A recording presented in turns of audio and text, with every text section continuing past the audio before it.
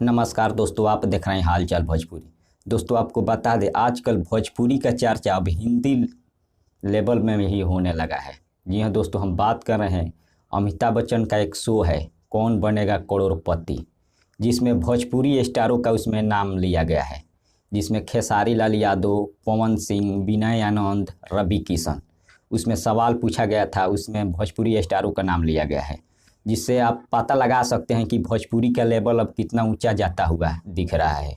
क्योंकि पहले भोजपुरी का नाम कोई नहीं लेना चाहता था, लेकिन आज के डेट में भोजपुरी बहुत ही आगे बढ़ चुका है और भोजपुरी का नाम हर जगह लिया जा रहा है। और बहुत सारे हिंदी गाने वाले जो केवल हिंदी गानों का रिएक्शन देते थे, लेकिन आज के डेट में भोजपुरी गानों का भी रिएक्शन देने लगे। क्यों? इसका खास बात यह है कि अब भोजपुरी में भी अच्छे अच्छे गाने बन रहे हैं, अच्छे अच्छे वीडियो बन रहे हैं और अच्छे क्वालिटी का वीडियो बन रहे हैं। क्योंकि खेसारी लाल यादव कुछ दिन से बहुत ही अच्छा प्रयास कर रहे हैं, अच्छे अच्छे हिंदी गाने गा रहे हैं, अच्छे वीडियो बना रहे हैं। इसका परिणाम अब देखने को मिल रहा है, क्योंकि अब हिंदी लेवल पर भी भोजपुरी का नाम आने लगा है।